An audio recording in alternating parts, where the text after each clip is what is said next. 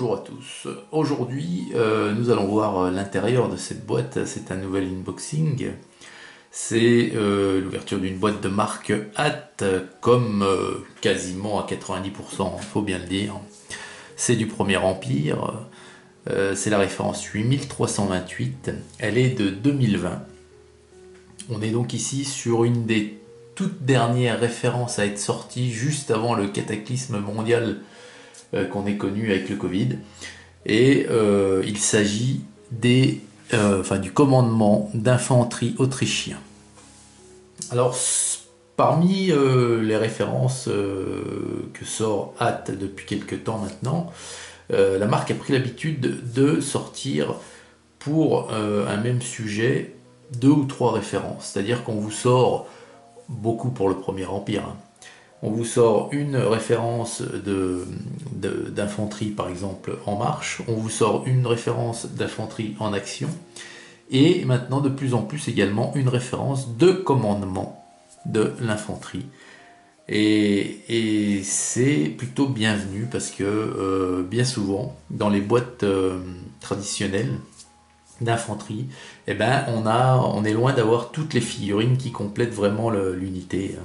Que ce soit les sous-offres, les officiers, les fifres, les tambours, les porte-drapeaux, les sapeurs. Alors, quelquefois, on en trouve quelques-uns, mais souvent, on n'en trouve pas du tout, à part l'officier et le porte-drapeau, et encore, c'est pas à chaque fois non plus. Alors, cette boîte, là voici, il y a une belle illustration là d'un officier donc à pied. Il y a 36 figurines dans la boîte, je sais pas si je vous l'ai dit. Il y a donc 36 figurines de figurines humaines et également 4 chevaux. Alors les figurines sont déclinées en 6 poses et le cheval, il y a une seule et unique pose.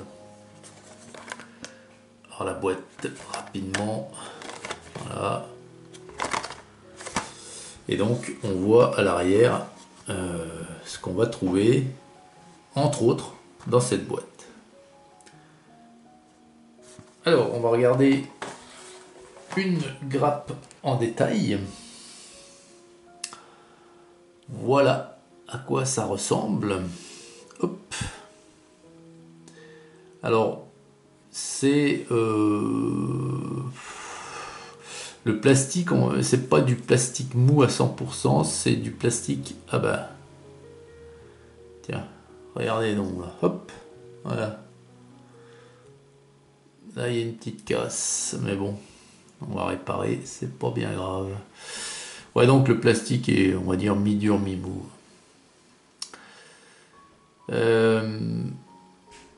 Donc, on va commencer par la gauche ici. À noter que vous pouvez voir qu'on a quelques têtes de rechange. On va faire un premier gros plan pour montrer, je vais vous montrer les têtes déjà. Alors, les têtes, à noter qu'elles sont utilisables, mais qu'elles ne sont pas de la même année. Hein. Ça, ce sont des fusillés, hein, je crois, avec le shako, on dirait quasiment le shako hongrois. Puis en dessous, ce sont des têtes de grenadiers. Alors, on en a quelques-unes, on n'en a pas assez pour tout remplacer non plus. Donc, il y a 4 grappes de ce type-là. Hein. Vous voyez, il y a 2, 4, 6, 8, 10 figurines en comptant le cheval par grappe, ce qui nous fait bien les 40 annoncés. Allez, on va regarder le premier là. C'est un officier à pied. Voilà, officier à pied avec le manteau, le sabre à l'épaule et donc un casque. Hein. Donc ça ressemble beaucoup, et c'est bien normal, hein, à l'officier que j'ai pu... Ah bah non, je voulais pas montrer du coup. Je voulais pas montrer dans la peinture de la boîte Italeri, puisque je l'avais déjà peint auparavant. Donc c'est bien le même, c'est un officier avec le casque. Hein. Donc avec le manteau, le sabre à l'épaule, Et puis, alors c'est une arme à feu qu'il doit avoir à son... Ah non, ça c'est, oui, c'est la ceinture, en fait, la ceinture dorée. Et oui, elle est là, la pochette de son arme à feu, voilà. Donc les figurines sont plutôt très propres, belle gravure. Vous verrez avec les notes à la fin. Donc le suivant à côté, il a donc son fusil qu'il porte à droite, une canne, c'est donc un sous-officier. Pareil, avec le casque. Donc lui, le sous-off là, il a... alors je dis fusil à chaque fois, mais en fait c'est des mousquets, bien entendu. Il a également donc la canne et son uniforme, eh ben, c'est un uniforme réglementaire des années 1799 à 1806. Alors à l'arrière, il a son pactage.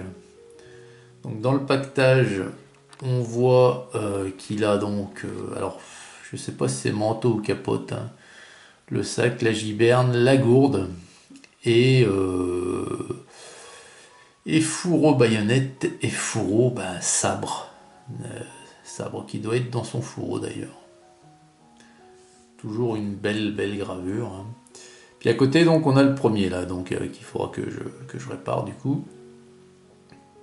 Alors lui c'est alors je sais pas comment ça se prononce, hein, le Fanrir ou le Fanrich, j'en sais rien, ou porte-drapeau, hein, plus facilement en français, voilà. Donc il a également un uniforme pareil de 1799, 1806, hein, c'est la même période, plutôt pas mal. Pareil, le même pactage.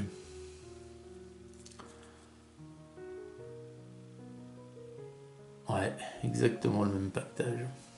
Voilà.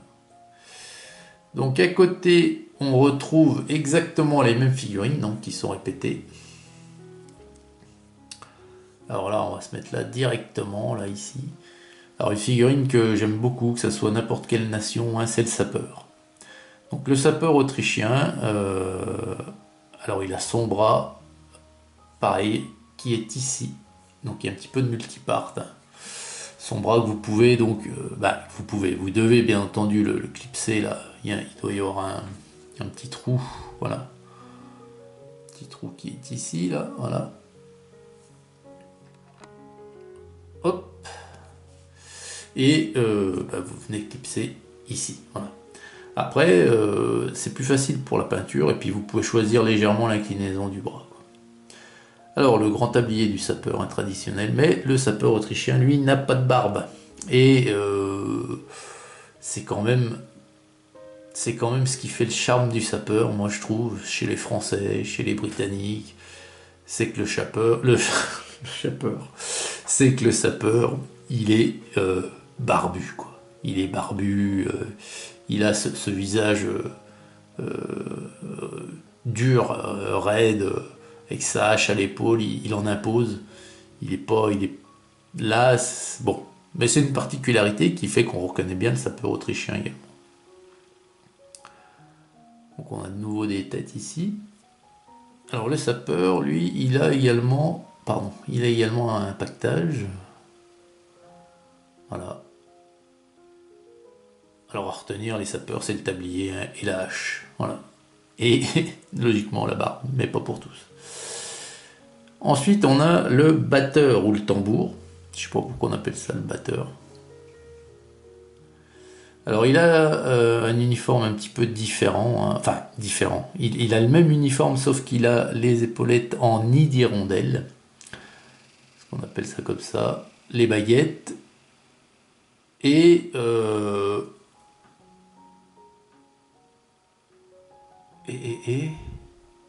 et il a un pactage qui est réduit, lui, puisqu'il n'a pas de manteau roulé.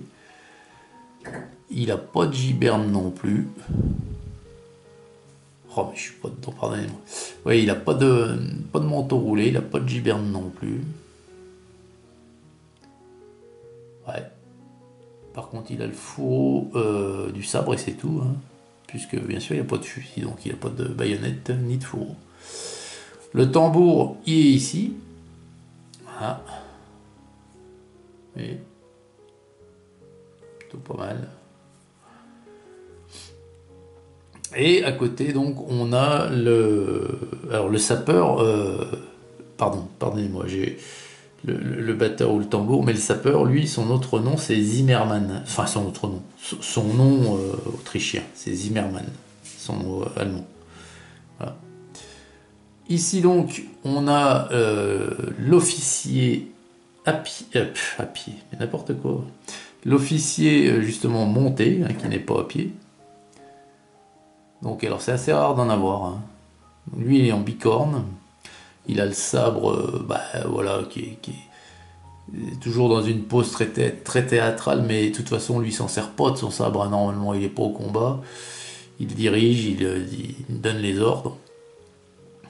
Donc, un bicorne avec un plumet. Le sabre tiré au clair. Il a une veste un peu longue. Voilà. Une écharpe. Comme l'officier à pied, hein, du reste. Et puis, il y a son cheval. Il y a son cheval qui est assez dénudé. Hein. Il a un tapis de selle. Il n'a pas de selle. Il a des sangles sous-ventrières, des sangles du niveau du poitrail, là.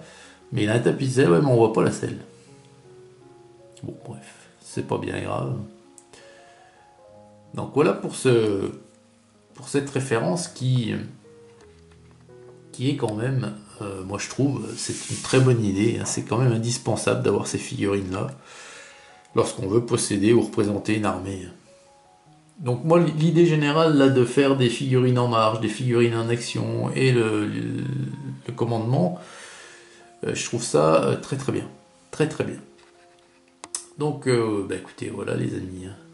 Au niveau des notes, vous pouvez voir qu'elles sont excellentes, mais c'est vraiment mérité parce que vous voyez qu'il n'y a pas de flash apparent. Hein. C'est le peu de flash qu'il y a, c'est après les tenons plastiques, après la grappe, hein, donc c'est pas après les figurines.